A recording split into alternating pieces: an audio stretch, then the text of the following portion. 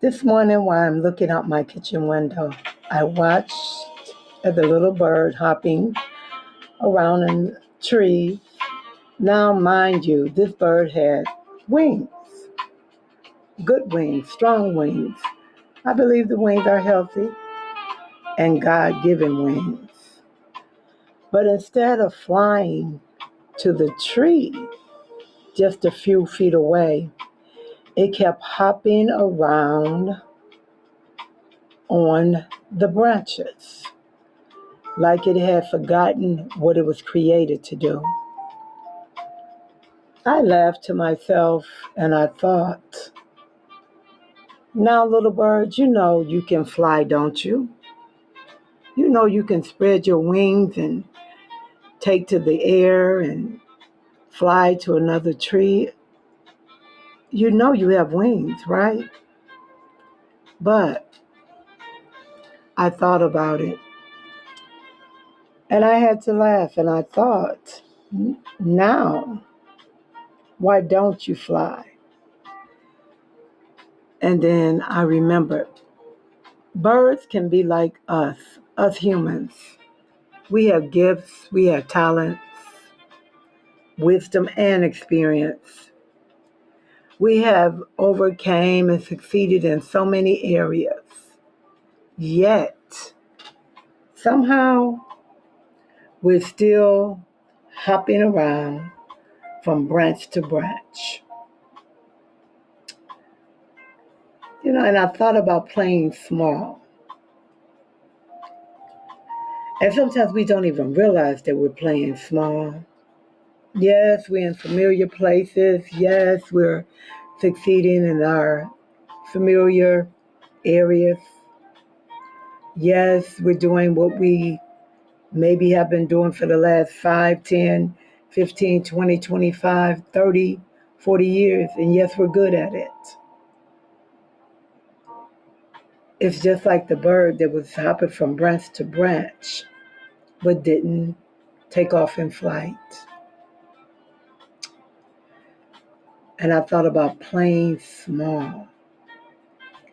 Sometimes we say, oh, I want to do more. I want to do something different. But, and that's it, that but. We're playing small. And all the time, God is waiting for us to stop playing small. And playing small doesn't mean that you're lazy, doesn't mean that you're not talented. It doesn't even mean you're afraid. Sometimes playing small simply means you've been comfortable living beneath your own potential. It's almost like you're shadow living. Shadow living happens when you spend so much time surviving in yesterday that you never fully step in your today. You become a supporting actor in your own story. You keep asking permission to do what God has already assigned you to do, giving you the ability to do. You whisper dreams that should be spoken boldly. You wait for someone to approve the life that has already been approved. And before you know it, years have passed away, time has passed away, and you're still hopping from branch to branch without taking flight. It's like when you meet someone and you recognize they are living in the shadows. You say, maybe they don't know who they are. Maybe they don't see their own potential, but you see it. People can get caught up in what others think so bad that they live their life hopping from branch to branch. They spend their time thinking about people, what people would think or say. They rehearse the lies that have been told to them about who they are and what they can do. Like, I'm not educated enough. People will probably laugh at me. The way I talk, the way I look, it's not good enough. I remember back when I was in school and I wasn't chosen to be in a play or chosen to be on a sports team. And they carry that around. They carry around, my heart was broken, so who else is going to be able to accept me? They look at I was criticized or overlooked, and they spend their life hopping from branch to branch instead of taking flight. Here's something new to think about since we're talking about it. And it's a psychological word, and it's called identity sealing. It is an identity sealing because it's invisible. It's an invisible limitation that you place on yourself. Your life rarely grows beyond the picture you see yourself. Think about that. If you're secretly believing that you're worthy of only crumbs, you walk past a banquet table and still ask for the leftovers. That can be in a relationship, that can be in a job, that can be in your own personal choices for the things that you want to do. Instead of experiencing the abundance of it, you accept the crumbs. You believe that you're always going to be the helper, and you do not allow yourself to become the leader. You may never allow yourself. Did you hear what I said? Allow yourself. Your identity becomes the thermostat in which you create the life that you live. It quietly keeps resetting you back to the same temperature. But here's some good news I want to share with you as we look out the kitchen window. God didn't create your identity ceiling. You did. You built it and you created it. But God can help you tear it down. And let's talk about a couple of ways that you can do it. Take away the limitations. Stop introducing yourself by your wounds, by your past hurt, your past circumstances. You might say, I don't do that. But let's talk about it. Have you ever noticed how some people tell their pain before they tell their purpose? You say, my divorce, my sickness, my childhood. Yes, those things did happen. But they're only chapters. You have a whole book of life that you're living. And you have to practice what I call holy audacity. Not ignorance, not pride, but the quiet confidence that says, if God called me, then I don't need anyone's permission.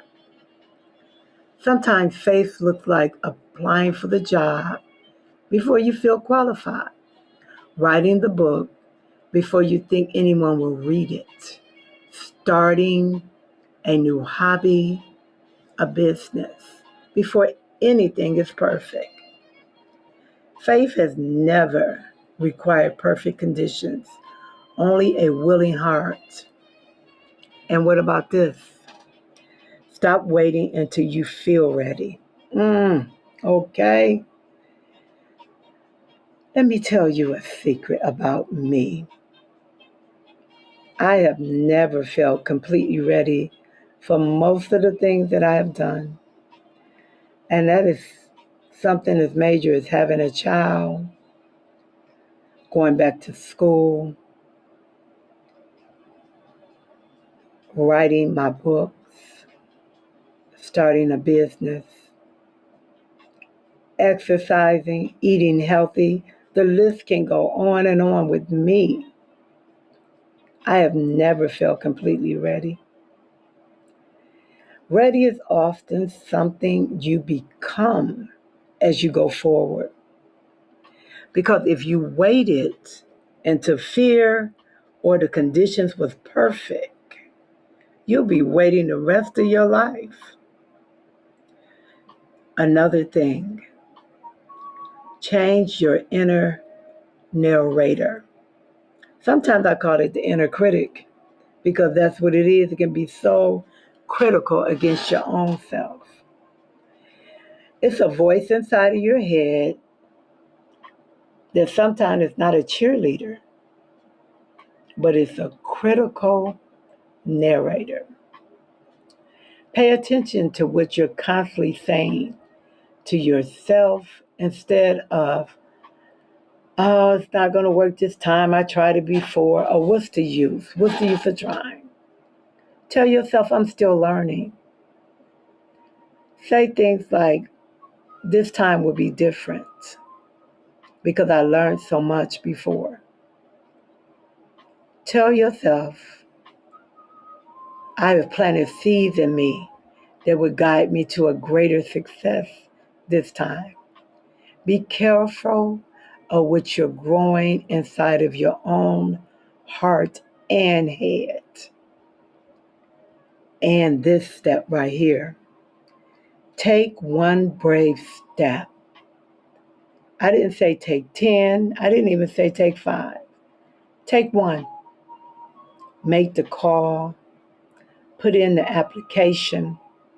Have that conversation. Set the alarm clock to get you up earlier than last time. And set the alarm clock to remind you to go to bed, that you may be well rested.